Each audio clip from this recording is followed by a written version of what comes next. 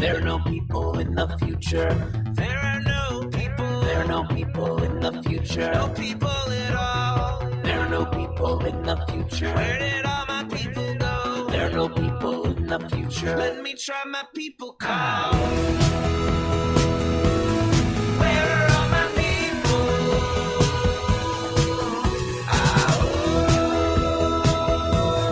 Where are all my people? I guess I'll fly away now. Hey, everybody, welcome. Yes, it is Monday, August 22nd, 2022. Welcome to Raging Chicken's Out to Coop Live. This is Kevin Mahoney, creator and founder of Raging Chicken.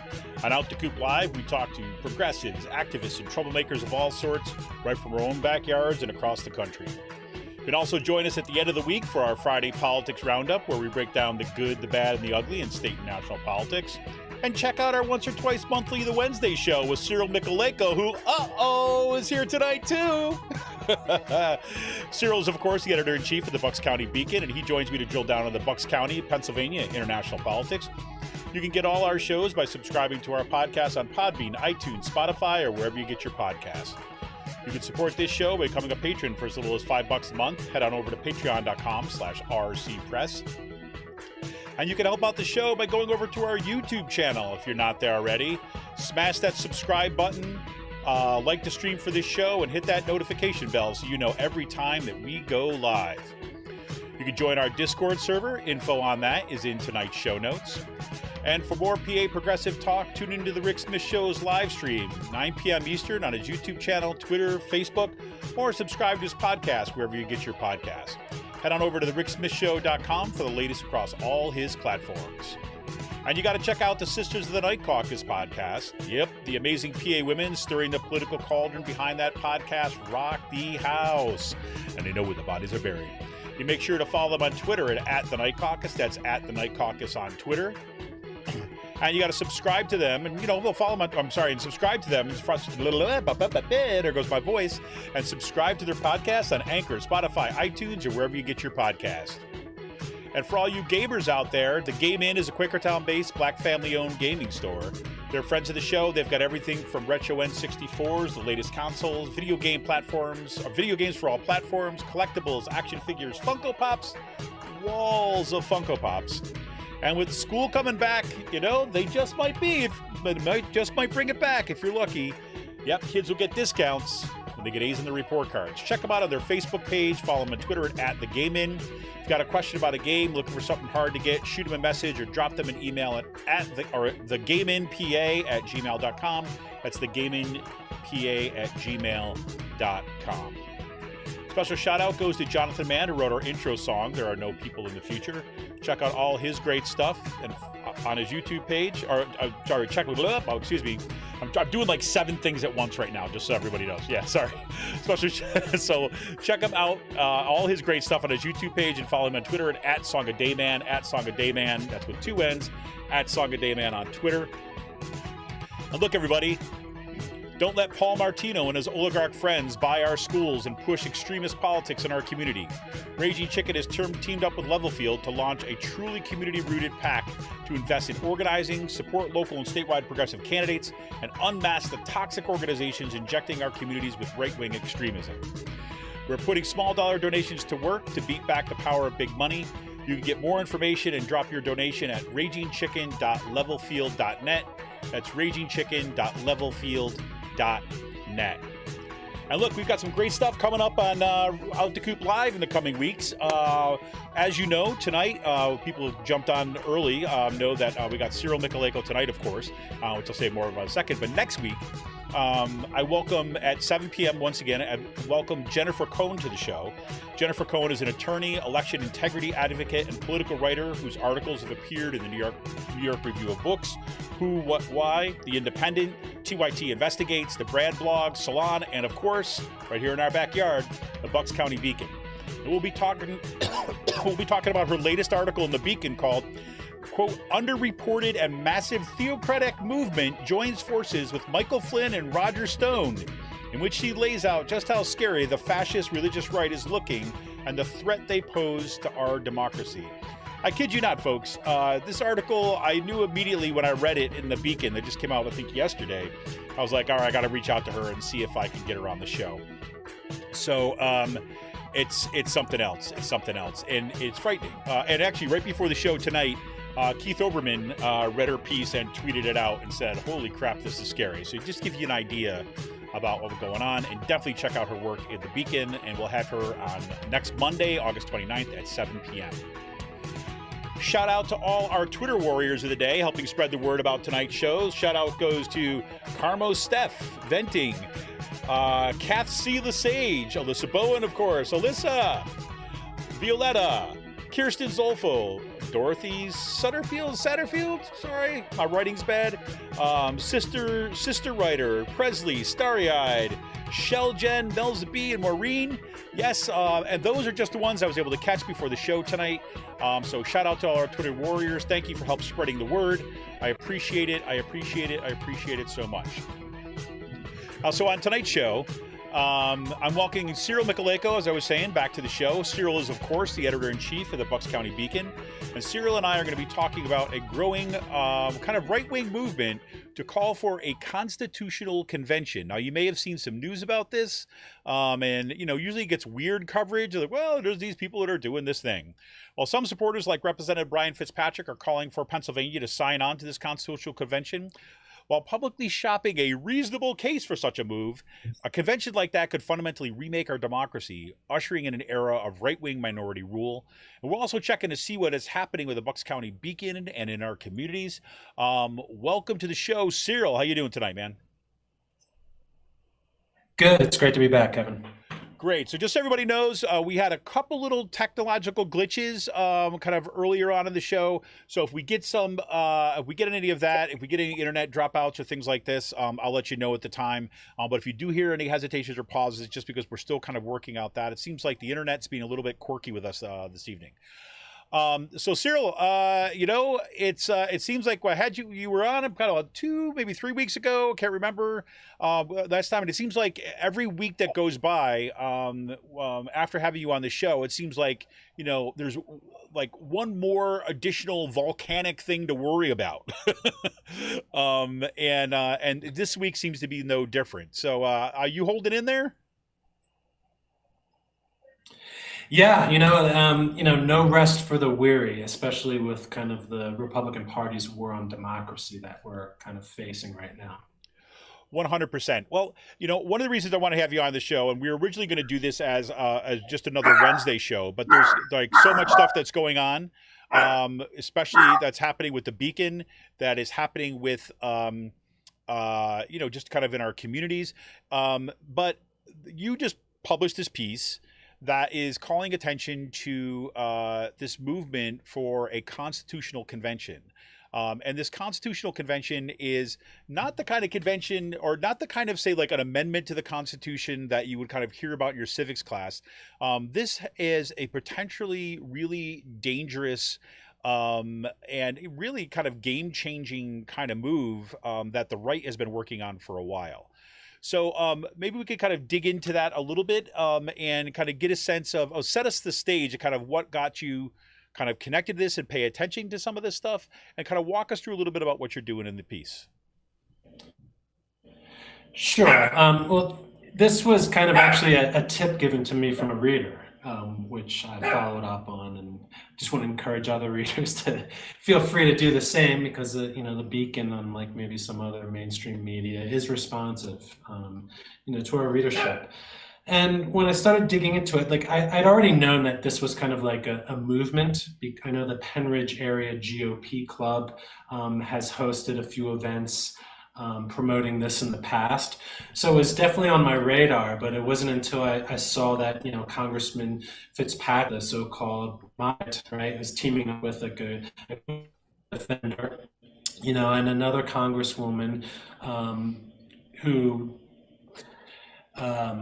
also has extremist positions to promote and champion this type of constitutional convention. And so what would happen is that, if 2/3 of states pass resolutions calling for a constitutional convention, then that would be convened. And the real dangerous part of this is that, you know, it essentially they could throw the baby out with the bathwater. Like they could just completely just alter this founding document of ours. And what we're seeing is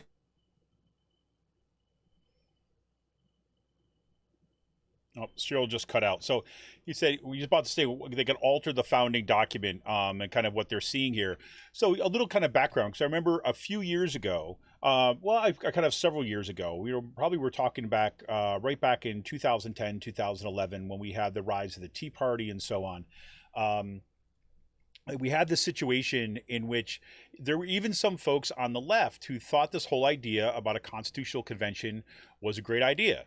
Right? They're basically saying, well, look, if we get a constitutional convention and we limit it to these really specific things, maybe we should do that. And they were kind of, you know, talking about maybe using this as a way to expand democracy and all these kind of good things, right? And there was this, you know, this sense on the left that, well, you know, maybe, okay, yeah, there's these folks on the right that want to do this, but if we kind of, you know, have a majority there, then we could do these things.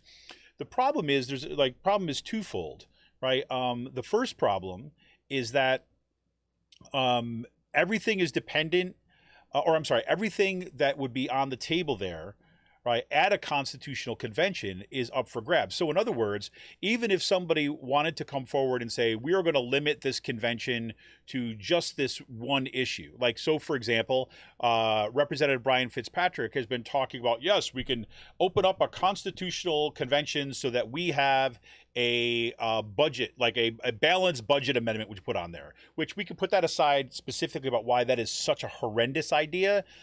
We can talk about that another time. But the idea is that you get people on with these, get people to support this kind of move by kind of offering fairly reasonably sounding kind of amendments that you want to change. And so people are like, oh, this is fine. And this is particularly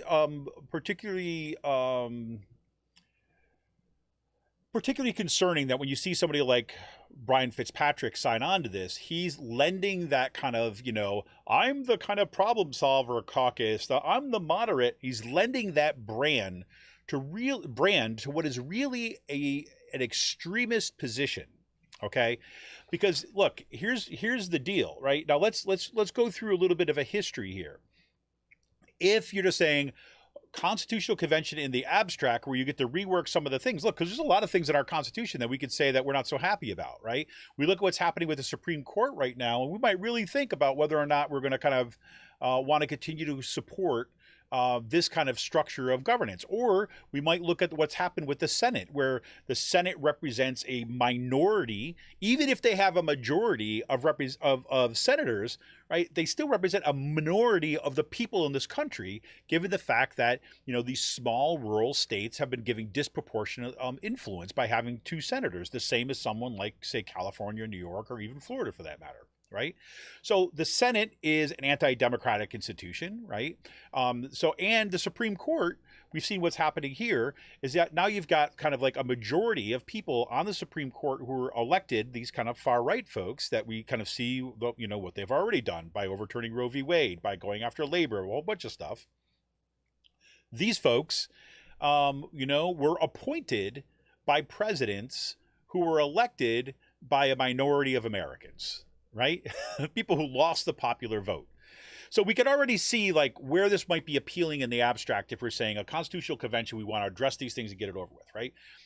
This is when things that say progressives and the lefts and the liberals, especially the academic and the policy circle folks, need to kind of like get out of the abstract head, get out of the abstraction of it, and think about the real specifics.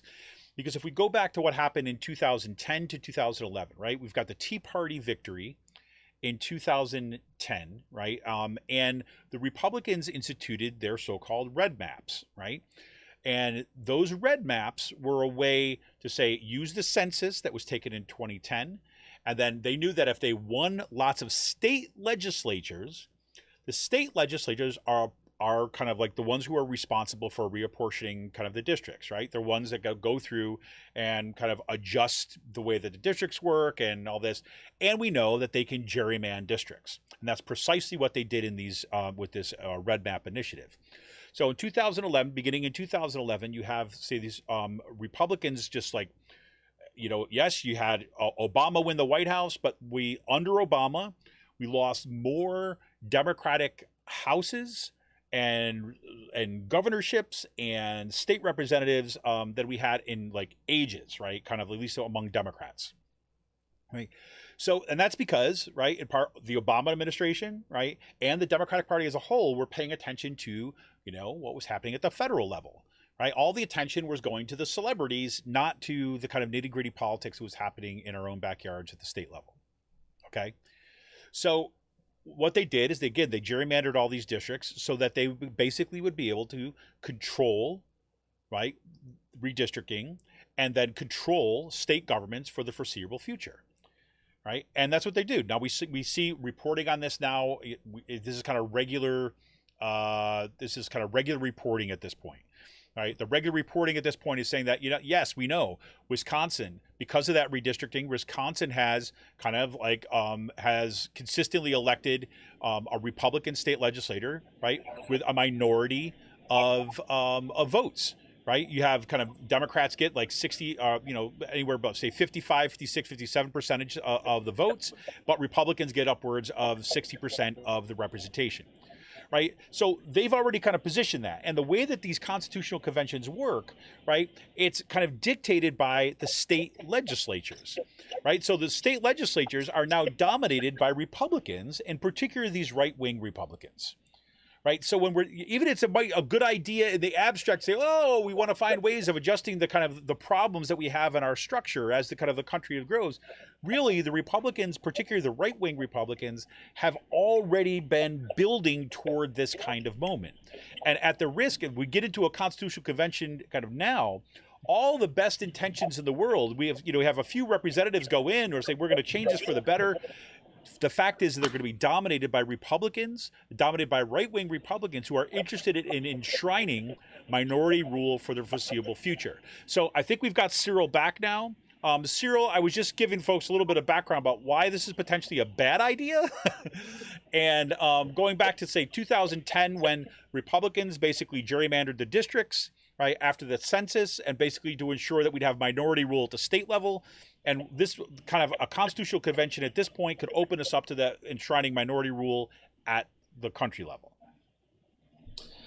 Yeah, that's the real danger of it. And the thing is, like, there's no kind of safeguards for like Congress, the president, no say whatsoever. So like you were saying, like you have these state legislatures, and just like imagine like having like represented like people appointed as constitutional delegates, like Marjorie Taylor Greene, or even like say like Andy Meehan from Bucks County, right? The head of the Right for Bucks. Like these are the types of people that, you know, would be amending and passing amendments, proposing amendments, and potentially passing amendments. And, you know, as of now, it's supposed to be like 38 states would have to kind of agree to pass that. But like, you know, as David Super, who I was talking to, a professor of law at Georgetown, you know, he was saying that like that's not necessarily the case, and that they could change the rules as the convention is going on. So it's just really dangerous. And now there is a way like for us to like change the Constitution, and we've done it 27 times in the past. Correct. Right? And that's where like 2/3 of the U.S. House and the U.S. Senate would have to pass an amendment, and then 3/4 of the states would then have to ratify it. Like, you know, if there were going to be changes like that, you know, I think like that's the most democratic way, small d democratic way to get that done. Yeah, because you think about it, I mean, then you have a series of kind of potential input points from citizens, like at that point, right? One, it's got to pass, so you have direct feedback onto whatever your representatives are, as that would, because those amendments would initially go through, and then it has to go to the kind of states, and then you have the ability to go and pressure your state representatives to whether or not you want something like this passed. right? As opposed to what they're proposing is just basically, no, we're going to take people out of the equation and just have representative people's appointed by state legislators to make these rule changes. Is that basically what we're talking about? Yeah, and I think this really just kind of like unmasks like the real Brian Fitzpatrick, right? He's throwing his lot in with the most extremist elements of the Republican Party. And for those of us who kind of like follow him beyond like what the Bucks County Courier Times and the Intelligencer prints, like this isn't a surprise, right? Like he's careful with like certain votes and about like kind of like manufacturing this image and the kind of like the packaging around the Fitzpatrick brand. But once you open up and see what's inside, he's someone, there's a reason why, Jim Worthington has his ear. There's a reason why Donald Trump endorsed him in 2020. It's because they can depend on him when push comes to shove. This is just, this shows why every single election is so important, right? From the local state legislatures to federal elections. And this is why like folks really need to kind of like turn out and make sure, one, like we need to flip Harrisburg, right? 100%. And set the tone there. And then obviously like we need better representation for the Pennsylvania 1st District. Someone who's going to put the needs of the constituents before like special interests or right-wing extremists. And that's why like Ashley has, like people need to be like kind of, donating their time, donating whatever extra money you might have to push her campaign, to get it more visible, to talk to your neighbors, your friends, relatives about what's at stake here, right? And really like the existence of like, multiracial American democracy, which isn't even in its 60th year yet, is under threat by this, this idea for a constitutional convention, as well as like other threats, which we can talk about later, like, the emerging like Christian nationalism and religious extremism that's really taken over the party. But like, the thing is like, people like can't dismiss this, right? Like, even though this probably, it's not gonna happen this year, it might not even happen next year. But like the one thing that, Republicans do is they will play the long game and they get the money for the institutional building to play that long game. And that's how Roe v. Wade was finally overturned. So even if this doesn't happen next year, it could be 5 years from now. But that's why we need to be organizing against this now, and not just at the in the voting booths, but beyond that as well. Well, and this is a point that we've made before on the show. You and I have made this this point. We've had Kirsten Zolfo on the show to kind of talk about this too. Is that one of the things that is that's particularly insidious about what we're seeing here with Brian Fitzpatrick, and all the more reason to shine a light on his involvement in this scheme, is because in this way he's basically using his kind of moderate brand as a way to cloak this in some sort of moderate movement or reasonable movement. And that shows us exactly the kind of work that he does, right? On the one hand, he says, okay, maybe I'm not going to vote with the kind of most extreme folks on this issue or this particular issue. But when push comes to shoves on a major move that will be about enshrining minority power, right? Republican kind of minority rule for the foreseeable future, he uses that brand that he's cultivated as a way to cloak this stuff in more moderate kind of clothing, to give people a sense that like, oh, maybe it's not such a bad thing. And that it's like getting that through people's heads as we go up into this about the stakes of this election and who Brian Fitzpatrick actually is, seems so incredibly critical right now. Yeah, and this will open the door for an abortion ban, right? Like that's going to be totally. like first and foremost, on their agenda. And so, yeah, I mean, that's why Fitzpatrick, in his time in office is so dangerous, because he does kind of like put this like, moderate face to the most extreme elements of the party and provides political cover for them. Right. And unfortunately with like, the point I was making before with like a local media, which acts more as lapdogs than watchdogs, a lot of people aren't aware of this. Yeah, absolutely. And I think that you got the thing you say you have in your piece, right? And everybody's got to check out his piece. There'll be a link in today's show notes, right? It says Representative Brian Fitzpatrick wants to change the U.S. Constitution and radically transform the country. To give you a sense of some of the folks that are behind this, you go to yes, the good old former PA Republican by the name of Rick Santorum, who basically hopped on to this convention of states action back in September 2021, and he's on that as a senior advisor to help usher some of this stuff through, right? And he spoke to the American Legislative Exchange Council Policy Summit last year, basically to celebrate this kind of move. And this is what he said. He said, quote, "Rural voters, even though there are fewer of them, actually have an outsized granted power under this process," said Santorum in leaked audio obtained by the Center for Media Democracy.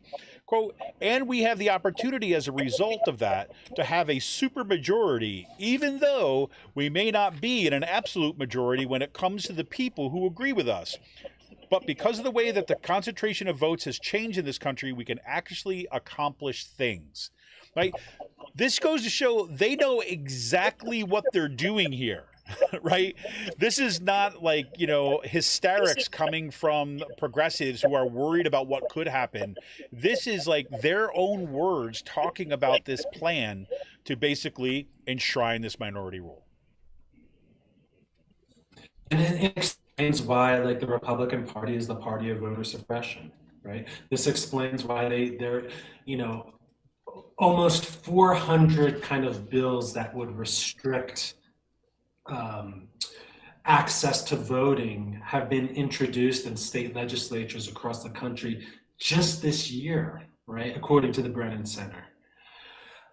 So, democracy, right, is not, it's an obstacle for them, not the end game. And, if they could have it, they would probably go back to the days of Jim Crow laws, if they thought they could kind of like explicitly get away with it.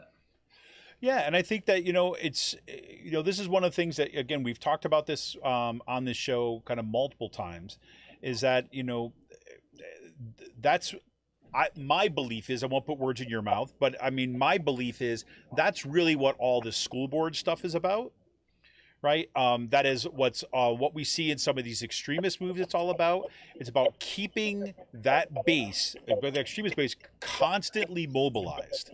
Right. And this is precisely what people like Paul Martino and Andy Meehan have been talking about explicitly. When Paul Martino, after his kind of big school board campaigns and dumping tens of thousands of dollars into school board races, when he comes out afterwards, he says, tells the New York Times podcast, The Daily, basically says, now I got to see what I can do with this, basically with this machine that I have built, right? Because they're well aware that you keep these folks mobilized and you keep them kind of eyes on the prize, and you got lots of money behind it. These things can be successful. So it's like, you have this groundswell, what appears to be a groundswell by these well-funded campaigns, by a nationally coordinated effort to like overturn majority rule. It scares shit out of me, to be honest with you. Yeah, no, it's frightening. And, the thing is, like, they want to kind of like keep the base outraged, right? And so that's why they're kind of going to focus in on these, like, culture war boogeymen, whether it's like critical race theory being taught in schools, which isn't true, masking being some kind of like attack not only on freedom but religious freedom. It was being framed that way as well within the far right Christian community, and just the whole grooming, and that's why it's just like the whole accusations of grooming being leveled at teachers and librarians based on books. Right. And yeah, the school board issue is just, it's so huge too, because that's another way that they see an opening in order to kind of like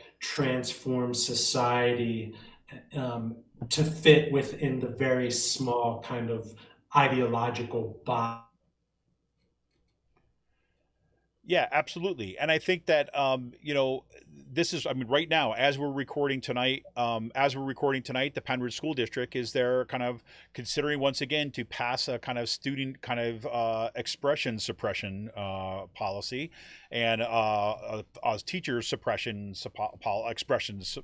policy that is being challenged by the ACLU, the NAACP, national organizations against censorship and so on, because they recognize what's going on. And it's kind of ironically, these school boards provide several small laboratories kind of across the country for testing out kind of what they can do, what they can get away with, and what can work. I think we may have lost Cyril's internet once again. So we'll go here. Hopefully he'll be able to join us back on. One thing I was just about to say about the transition to is one of the things Cyril and I were talking about on the show ahead of time is, we should really talk about this excellent piece that Will Bunch put out this week in the Philly Inquirer. I mean, this just came out just yesterday, actually. As you may or may not know, depending on where you are and how much you're paying attention to Pennsylvania politics, Ron DeSantis, yes, the governor of Florida, was here in Pennsylvania campaigning in part for Doug Mastriano, right, on this kind of, Christian nationalist platform. And Doug Mastriano, actually, I was reading this in kind of some other reporting that Doug Mastriano has at that same event was very much is keen on wanting to become Florida of the North. And as you've got them, campaigns happening out in Arizona, so we want to be Florida of the West, right? Recognizing that what Ron DeSantis is doing down in Florida is what is the model. Right, that's the "Don't Say Gay" bill. Right, that's the kind of like teacher suppression of teacher speech in classrooms. They're doing. We talked about this a little bit on Friday. They're doing teacher training because they've replaced the textbooks and now they're reteaching the teachers about how to not talk about slavery, how to avoid talking about anything but kind of American exceptionalism and the rightness of the American Christian nationalist tradition, right? It's absolutely frightening. And when we talk to Jennifer Cohen next week, you're going to hear a lot of the details of some of these more kind of quote unquote grassroots religious movements that are behind these candidates. And they're not just these little small fringe groups, but they're kind of fairly substantial. And they have lots of influence. We've seen Doug Mastriano campaign with some of these folks. But anyways, while we're waiting to see if Cyril can jump back on, I'll give you a kind of little taste of Will Bunch's column if you haven't checked it out already. Because I think it's really important to emphasize what he says in here. Let me see if I give you here.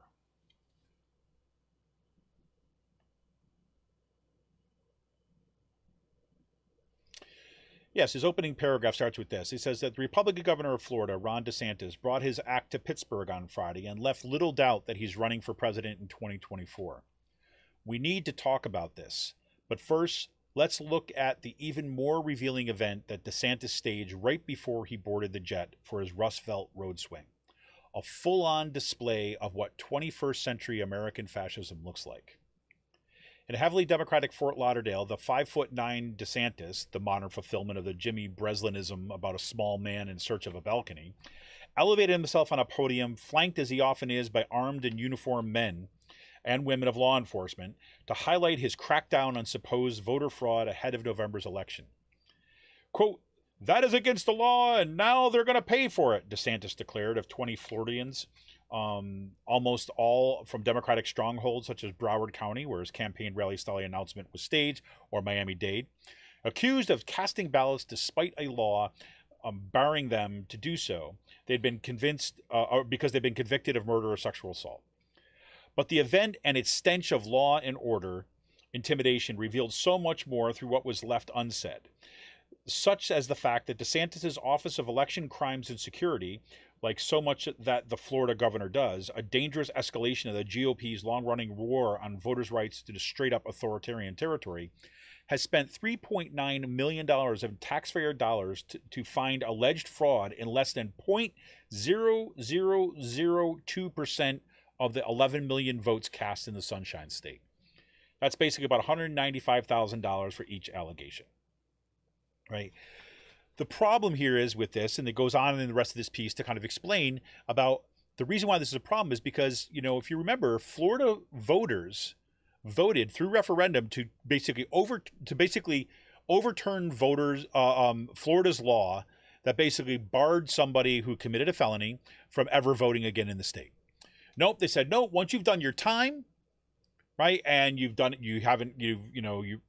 coming out after serving your time, then you go through this process, basically get your voting rights back, and that passed, right? And then almost immediately after that, because DeSantis didn't like it, he kind of manipulated the system, got another way to kind of like take that back, right? And put up additional barriers in front of those folks that were looking to get their vote back. So you had these folks who basically, some folks who had felonies, you know, and came out of prison, served their time. They were told that they were able to vote. They saw that this passed, so they registered to vote. In some cases, they were sent ballots in the mail, and they just returned the ballots. In other cases, after the journalist had really dug into this story, in other cases, the person went to register for a vote and said, I have a felony, and the person who was going to register was convinced that they could not vote, but the election official convinced them otherwise, because the election officials believed that no, they had the right to vote. So they were trying to get them registered. But turns out that was wrong. So DeSantis basically uses this as a way of kind of launching this. We're going to crack down on primary black and brown voters in Democratic strongholds. Another way to suppress the vote. You're sending this message, right? Part of it is sending this message with all these cops lined up there with their gear, right? All these cops lining up beside him saying, we're coming for you. And so now you've got this image in people's minds, right? That say they're coming after you. So look, those 20 individuals, right, are basically being, for all the reporting around it shows, unjustly kind of prosecuted by this new law, right? We'll see what happens and on appeals and things like this moving forward. But the bigger message goes out to everyone else, right? Is like, if you have any ounce of doubt in your mind, maybe you better not cast a ballot. Why? Well, because you can't trust the election officials. They might give you wrong information. And if you go and you vote and it turns, even if you're sent a ballot, even if they tell you you can vote and you vote and it turns out that you might not have that right, these folks are going to come for you and throw you back in jail or in jail. So that's how he leads to come up here, right? DeSantis has been kind of campaigning kind of strictly on these, you know, kind of right-wing Christian nationalist platforms. Let me see if I get this one part.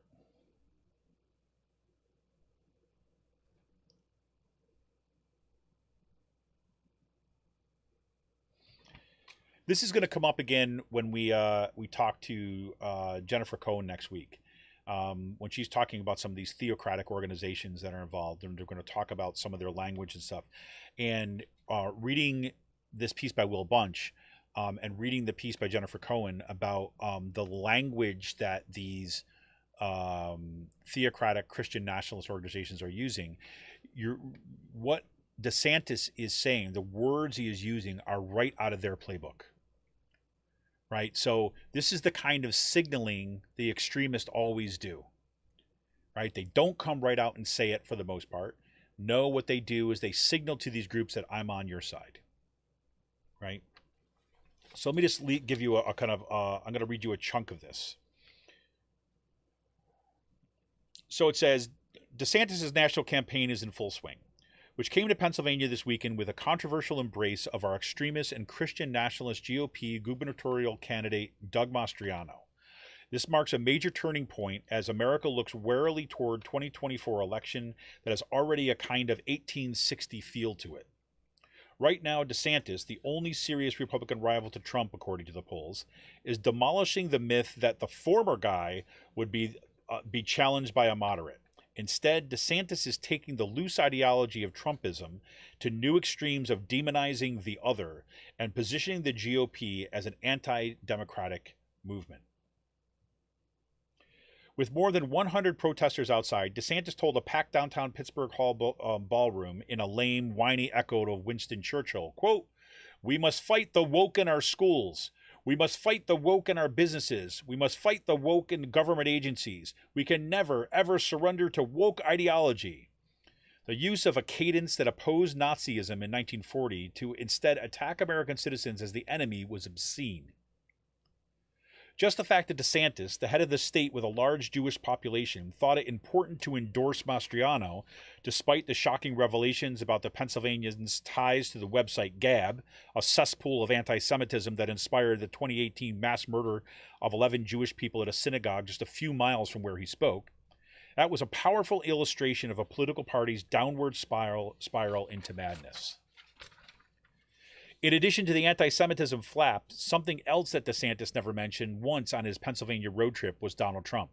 But the former president was clearly paying attention. Just minutes after DeSantis finished speaking in the 412, the former president of the United States, the POTUS, tweeted that he too is coming to Pennsylvania for a rally with Mastriano, as well as his endorsed U.S. Senate candidate, Mehmet Oz, on September 3rd in Wilkes-Barre. Let that sink in. The radical extremism of Mastriano, who brought busloads of supporters to D.C. on January 6th of 2021 and marched to the brink of the Capitol during an insurrection, who organized a slate of fake electors and has made clear his hostility to counting every vote, who invokes God to promote radical views against abortion, climate change, and public education, who's supposed to make the Republican establishment run for the hills, right? That's what he was supposed to do. But no, instead, the two true leaders of today's GOP are tripping over each other to embrace a homophobic anti-Semite bidding to run the state where the American experiment began. The stakes for 2024 have never looked starker than Friday as the sun set over the Ohio River. DeSantis ended his speech with a plea for supporters to, quote, "put on the full armor of God." This is exactly the language of these extremist right-wing Christian nationalists that Jennifer Cohen is writing about. The full armor of God. It was a blatant signal that the Floridian is fully down with Christian nationalism, not only that not only subverts the founder's desires for a separation of church and state, but looks nothing like what Jesus would actually do. Because in DeSantis' vision of America, cursed are the weak, the transgender kid with a target on their back, the school children he wants to indoctrinate with false sanitized history, the communities of color seeking to exercise their hard-fought voting rights. We who believe in free speech and free inquiry in the face of an oppressive state must also don our armor, because this, the fight for the soul of America, has been joined. Right? I didn't intend to read so much of that tonight, but I was like, when Will Bunch is writing this stuff, look, I love Will Bunch's writing, but this is like, this, if this doesn't sound the alarm, I don't know what will. DeSantis coming here. I mean, look, I was having this conversation with somebody else like earlier on today. And it's like, I remember years ago when we first started Raging Chicken, for example, like within our first year, like we started in 2011. And within our first year, we were already, Sean Kitchen in particular, was tracking these kind of white nationalist groups kind of beginning to show up on college campuses, right? Begin to show up in just an additional Klan rally out by Harrisburg, things like that. And in the work up to 2016, which is one of the reasons why we started the weekly podcast, actually, right? Because we started, Sean was reporting on this, I was reporting on this, we were kind of, and we kept on saying, right, we need to pay attention to these folks and what their organizational structure is. Now, this is before the Proud Boys were kind of like, you know, this national kind of like national name, right? There were Proud Boys in Pennsylvania. There were militia folks in Pennsylvania, but they hadn't lifted to the level of national discourse, right? In part because the national media and frankly the professional managerial class and the leadership of the Democratic Party and most of the kind of like political operatives, when you would talk to them about these white supremacists and we would write about it, we used to get like hate messages from people, and not people on the right wing, right? We're talking about Democrats, right? And kind of like liberals, or I am socially liberal but fiscally conservative folk. These people who would tell us to tamp it down, guys. If you keep talking about them, you're going to give them a platform. The best thing you could do is ignore them, and then they'll go away. Literally, I cannot tell you how many times we were told this. I was told this by colleagues on my campus. We were told this in, again, we had emails coming in. We had kind of comments. We had, people saying stuff about on Twitter and social media about, really pissed off that we kept on talking about this stuff. But what we saw back then was that you could see the structures lining up in the same way that they had lined up for the Tea Party victory in 2010. The way that these dark money organizations, which, this is one of the reasons why I want to have Alyssa Bowen on the show any chance I get. Because Alyssa Bowen and the folks over at True North Research are tracking this dark money. And we need that information. When we have Jennifer Cohen on next week, we're going to look at these organizations that are off the radar of the mainstream media. And we need to understand what Cyril was saying before, we kind of lost him through the kind of the joys of the internet. What Cyril was saying before, this is deadly serious. We could legit lose our democracy here. Because the folks on the extreme, they've got belief. Rick Smith always talks about this, right? You can't argue with faith and belief. These people are true believers. You can show them facts and they're like, I don't believe that. Why? Because I don't. There is nothing behind that other than because it's faith. And if you ever try to argue somebody out of their faith, it is not easy. But this is precisely what happened. I wish I could remember the name of this this writer that was on the Majority Report not too long ago. And I was like, yes-anding like all the entire time that they were being interviewed, because they were talking about what fascism is, right? Say fascism, yes, you have this more closer and closer alliance between the state and corporations, right? The state and the capitalists in particular, right? So you have the capitalist actors like these oligarchs and concentration of wealth, which we have here, and then the kind of the minimizing role of the kind of regulatory state, or as the right wing likes to say, the legislative or the administrative state, right? And then these two things working in concert, right? The government working to facilitate what these rich folks do. But there's always another component to that. I think this was actually William Horn when we had him on the show. I think it was William Horn when we had him on the show. Now that it's coming back to me. There's always been this faith or religious component to it as well. Right? Because you have to kind of like, I go back, there's this documentary I used to show to my students. It's I would still show it, but it's kind of dated now. So all the references are kind of like, it makes it seem really old, like you're kind of like, old hat. But it was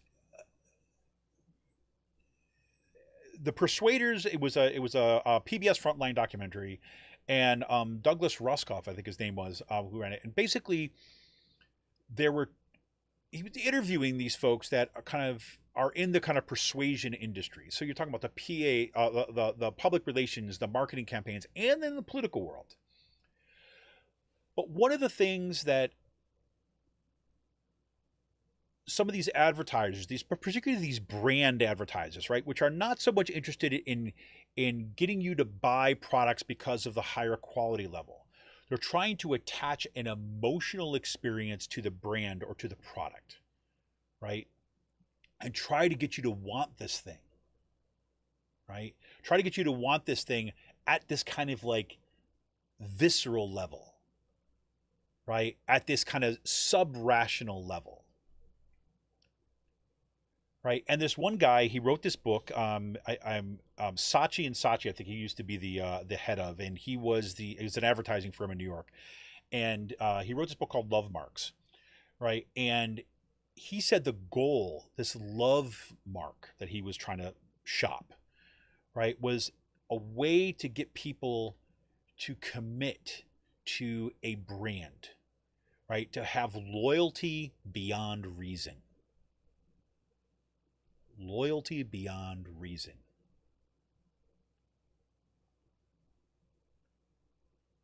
To recognize that, look, and this guy even said this, he's like, look, he says, you look at all these kind of products out there and like, you know, they basically do the same thing, right? You know, water's wet, you know, shoes kind of feel good on your feet, you know, laundry detergent gets stains out, right? And again, there's differences between these things. I'm not trying to erase that, but he's basically saying, well, how do you get somebody to kind of commit to your product? How do you get somebody to commit to your brand? And so you get them to the point where they have loyalty beyond reason. They connect with your product in this kind of mystical way, if you will. And in the same documentary, they interviewed, you know, people they work for the PR and the advertising agencies, but they studied cults for a living. And then they studied people who are attached with particular products and behave cult-like to try to understand what gets them to be part of this, and then to get them to have this loyalty to beyond reason. And so they looked at people that, you know, drive VW buses, the hippie folks and all this kind of stuff, Grateful Dead fans, Apple users, right? iPhone users, whatever. And they studied them and they said all these groups that have this strong commitment to whether it's a band, whether it's a particular way of life, whether it's a particular product, or cults, they all have this loyalty beyond reason. They're all about finding community with each other, self-reinforcement, right? And through that experience, they mitigate all their relationships with each other, and they have faith that this is good. You can't talk them out of it. Why? Because you just don't understand. You don't have the faith. It's frightening, right? I mean, this was a documentary from you know, kind of like 2004, 2005 or something like this, right? They were doing that at the, you know, it was just your baseline capitalist PR marketing firms. And at the end of the documentary, they say how this is all shifted into the political spheres, right? And this is before social media. You know, there was some social media at that point, but they were already talking about these kind of data mining and all this and how they were using this as a way to kind of manipulate discourse. And so all that infrastructure about getting people to kind of buy into these kind of ideas and shut out rationality, to shut out reason, preceded this rise of the extremists. But that faith component, this is my long way of getting back to the point, that faith component, right, that religious cultish behavior, right, is now connected to a political movement.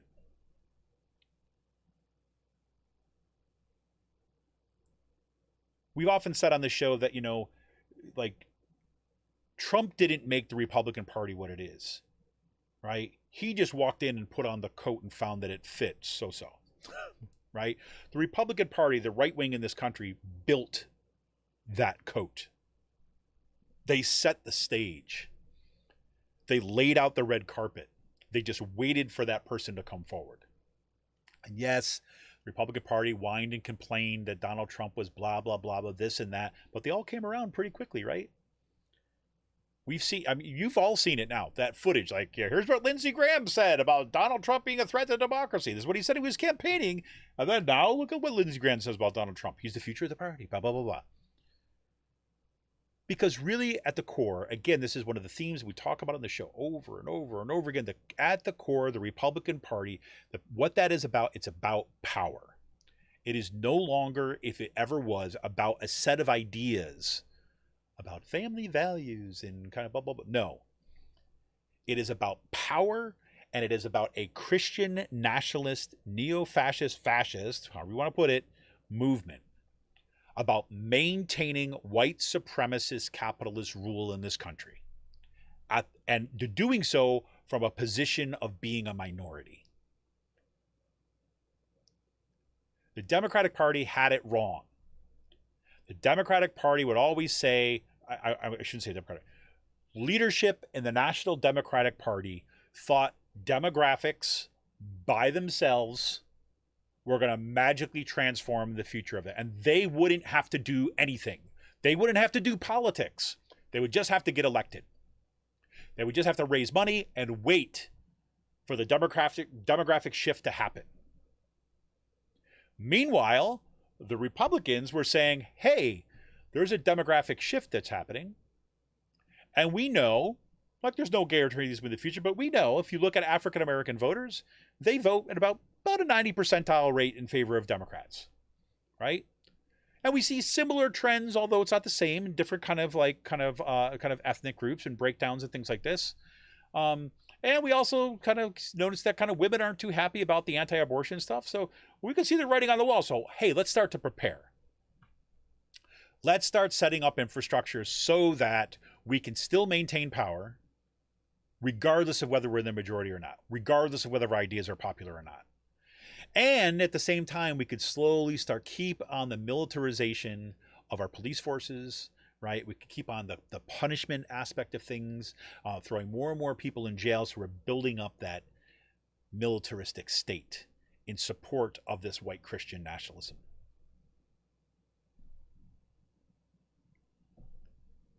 That's where we're at.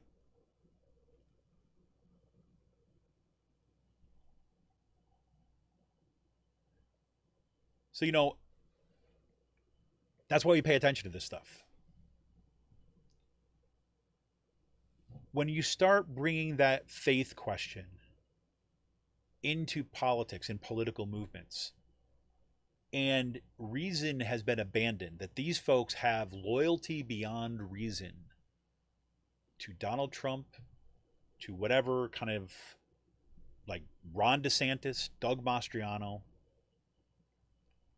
nothing is going to convince them otherwise. Everything that you point out, that I point out about why Mastriano is a threat, they see as a lie or proof of concept that they were right about Doug Mastriano. Yes, he's doing the right thing. Now, some folks are coming around. I get that. I understand.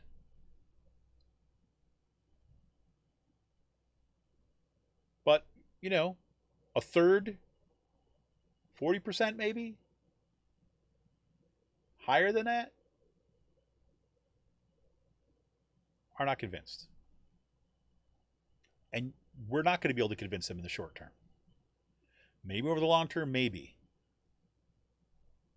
But right now we're in a power battle, right? About whether or not we are going to be able to maintain democracy. And that's happening in less than 90 days now, right? These elections coming up in November are going to set the stage for that next round. Because this is why, look, I get people all the time from Harrisburg who are out of Harrisburg and work in the political scene and all that stuff. So, well, look, like Brian Fitzpatrick, I don't know. He's hard. It's like, look, so what? Brian Fitzpatrick, yes, he's built this this brand, he's built this image. People have loyalty to beyond reason to Brian Fitzpatrick. They say, oh, he's a moderate, he's an okay guy, despite his record, despite what he's doing, despite his backing of anti-choice stuff, despite the fact that he has laid the groundwork for helping overturn Roe v. Wade, that he is giving cover right now for an extremist position about a constitutional convention. You'll still get, well, yeah, but he's an okay, blah, blah, blah.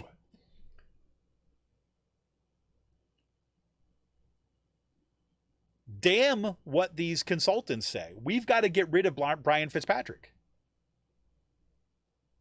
This is why all the organizations, I have to say, look, the work that, I have to say, say Gwen Stoltz's campaign is doing, Jim Miller's campaign is doing, Ashley Ehas's campaigns are doing, is freaking awesome.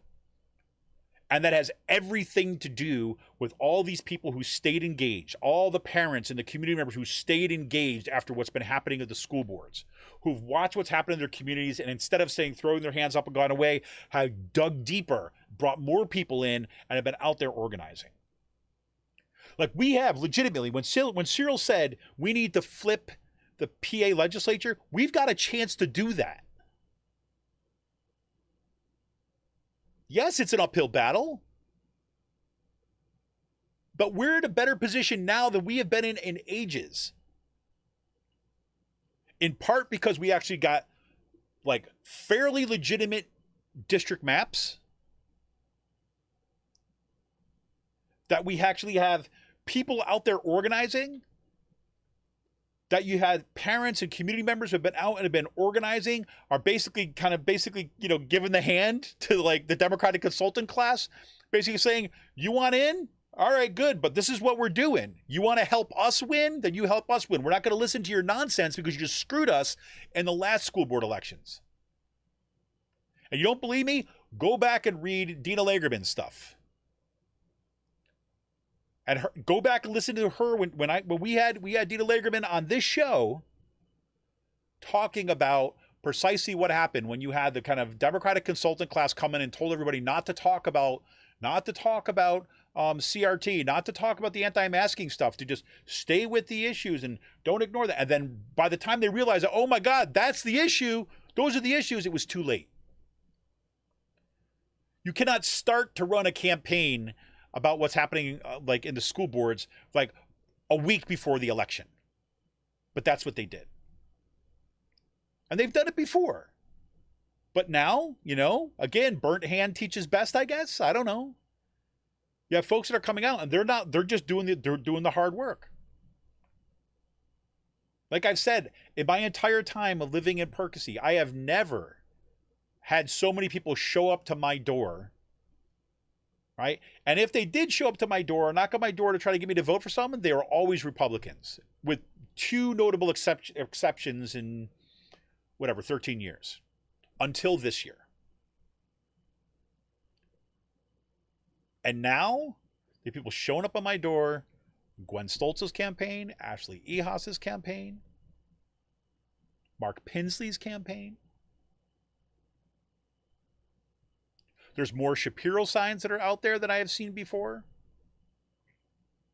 Those are happening in my neighborhood, which we've never seen before. This is all good. And that's what Cyril was talking about. So anyways, yeah.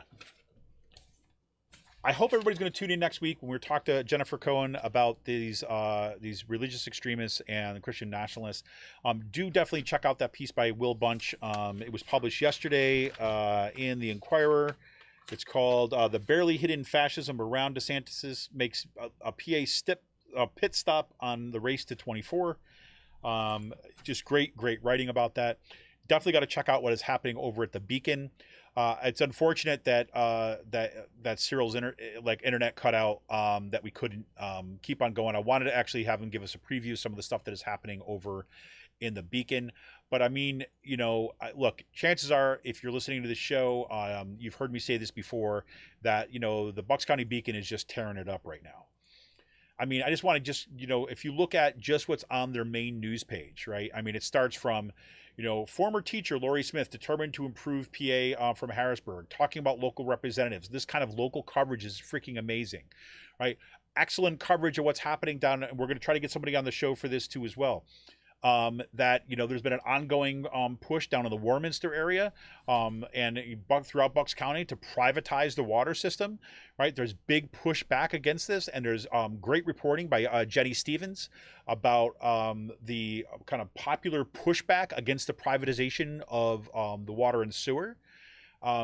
We've got fantastic Marley Parrish also. She published it in the Penn Capital Star. Bucks County Beacon also picked up her piece there about Roe's reversal puts abortion access on the ballot in Pennsylvania, and it just goes on and on. If you look at the original stuff that they've been covering around the school boards, right? Penridge School District proposed policy on student expression is extreme and unconstitutional. Great piece by Catherine Caruso. That's published Thursday. Great piece that they aggregated from the conversation by I'm forgetting the person's name, but so what the U.S. could learn from apartheid area book bans in South Africa, giving kind of social context, giving this kind of cultural context, historical context for what's happening right here. Great discussion with interview with Jim Miller, who's running to represent the 145th district in Harrisburg. We're also looking to get Jim Miller on the show. So again, this is what's happening in Bucks County Beacon, and it gets me so excited that we finally have a kind of a news outlet, right, and a publication that is bringing together this amazing work that's already been going on in our communities and serving as, well, a beacon, right? But even more that as kind of an amplification method. It serves as amplification for the work that's going on in our community and bringing this work together. So great work going on at the Beacon. Do check them out at buckscountybeacon.com. I'm sorry if everybody tuned in. We're really looking forward to hearing Cyril. I know that everyone always loves it when he's on the show, but technology is what technology does, and here we are tonight. So there we have it. On a personal note, this is my week before we go back to school. I don't know if this is true for every district. Kind of if you're listening to this, I know some schools have already gone back this past week. I don't know about in Pennsylvania, this area, but I know other states. Monday is back to school here in the Penridge School District, Central Bucks, and across Bucks County. It's back to school for me too as well at Kutztown University. Things are going to get hot, and for the first time, it was remarkable. I've mentioned this before. My son is, smart kid and stuff like this. He's does not dig politics, right? But he knows what's going on, right? He pays attention. It's just kind of not his thing. Surprised the crap out of me today when he came down. I'm working on my syllabus down here, and he comes and he's he's up kind of playing games and talking with friends, stuff like that. And he said, "Yeah, I was just watching the last Penridge school board meeting on YouTube." I'm like, get out of here. Are you serious? And because he is really frustrated and can't believe that the Penridge School District is going to kind of try to suppress student and kind of like teacher expression through this policy. So he wanted to know what's going on. So he's checking out. That's awesome. And he asked me, he was like, "Well, why can't students speak up?" I said, "Oh, no, they can." I said, if you watch some more of those school boards, those students are some of the most powerful speakers that come up. It's like there just didn't happen to be any that came up, at least in the time that he was watching today. But, after I get off this, I'll probably check that out a little bit while I get back to work working on my syllabi. Oh, excuse me. So there's that. This coming Friday, we'll be back for our Friday Politics Roundup. And maybe we'll kind of be able to continue this conversation with Cyril at another point. About this constitutional convention. Do check out his article. It's quite excellent. Next week, once again, we'll have Jennifer Cohen on the show to talk about her piece in the Bucks County Beacon on kind of the religious fanatics that are kind of behind the Mastriano campaign and a bunch of what we're seeing in the kind of right-wing world these days. But for now, I'm going to call it a night. Thank you all for tuning in tonight. Kind of always really appreciate your support. Look forward to all that's coming ahead of us, even though I know it's going to be a fight. I know a lot of us are tired. Some of us got some issues that we're dealing with. I know I had some health issues that have really kind of put me back a bit. All seems to be good, fingers crossed, but here we go. I wish you all well. Look forward to our continued discussions, and there. As you can see, I'm just kind of like fading out as it is. Anyways, this is Kevin Mahoney, editor and founder of Raging Chicken. Happy to be here with everybody tonight. We'll see you on the flip side. We'll see you on social medias. We'll see you out there on the streets, everybody. Let's keep it up. We've got a lot of work to do. See ya! Let me try my people call.